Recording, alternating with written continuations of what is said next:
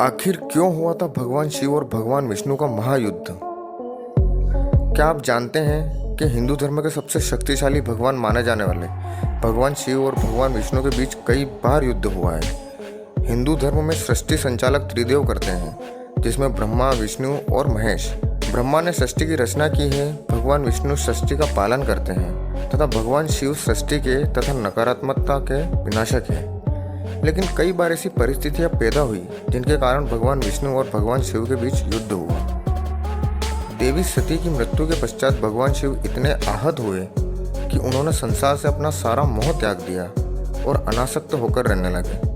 कई वर्षों तक भगवान शिव देवी सती के वियोग में इधर उधर बेसुध होकर भटकते रहे। यहाँ तक भगवान शिव को त्रिदेव के रूप में अपने कर्तव्यों का बोध भी नहीं रहा था। भगवान शिव के सृष्टि से अनासक्त होने के कारण भगवान विष्णु को त्रिमूर्ति के खंडित होने और संसार में अराजकता और नकारात्मक शक्तियों के प्रभाव का भय होने लगा था।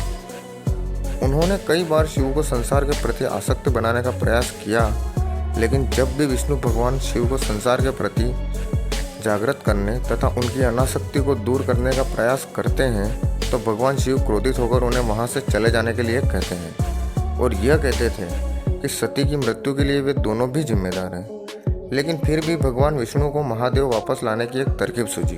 तब भगवान विष्णु ने अपने वाहन गरुड़ को आदेश दिया कि वह नागलोक में जाकर सभी नागों पर हमला करें, क्योंकि भगवान विष्णु जानते थे कि अनासक्ति में भी भगवान शिव अपने भक्तों तथा अपने शरणागत पर होने वाले अत्याचार को नहीं देख सकते।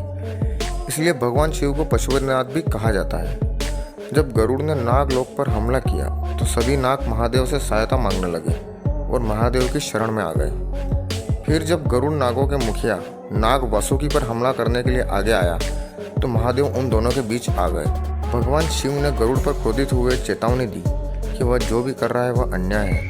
इस पर गरुड़ कहता है कि स्वयं भगवान विष्णु ने उन्हें नागों पर हमला करने का आदेश दिया है तो वह भगवान विष्णु के आदेश का पालन अवश्य करेगा। गरुड़ की यह बात सुनकर भगवान शिव को अत्यंत क्रोध आ गया। जैसे ही शिव ने गरुड़ को दंड देना चाहा तो गरुड़ ने अपने रक्षा के लिए भगवान विष्णु का आह्वान किया।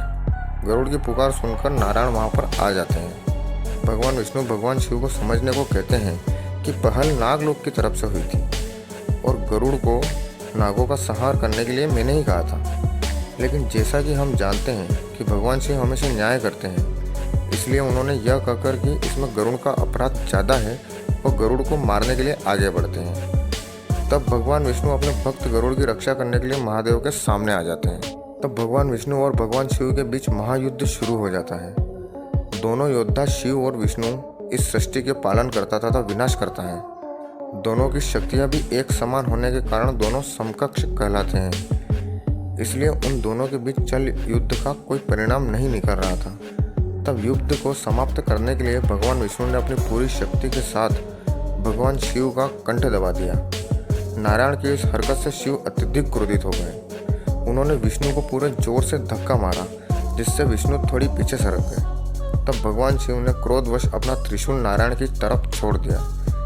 त्रिशूल बहुत तेजी से नारायण के छाती पर जाकर लगा। विष्णु के छाती पर त्रिशूल के वार से महादेव को अपने किए का आभास हुआ कि उन्होंने अपने भक्त और अपने आराध्य विष्णु पर ही त्रिशूल चला दिया है। यह बोध होने पर महादेव की आंखों में आंसू आ जाते हैं और वह तुरंत ही नारायण को त्रिशूल से मुक्त करते हैं। इस तरह महादेव संसार के प्रति अपनी अनासक्ति को त्याग कर संसार और त्रिमूर्ति के कर्तव्यों के प्रति आसक्त बन जाते हैं।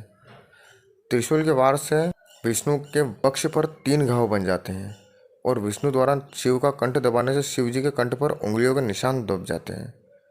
इसके कारण भगवान शिव को शिति महादेव के नाम से जाना जाने लगा और विष्णु यह जानते थे कि शिव को त्रिमूर्ति के कर्तव्यों के प्रति आसक्त करने का यही उपाय है।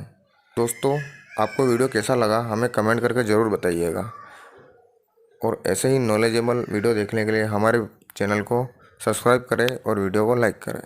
धन्यवाद।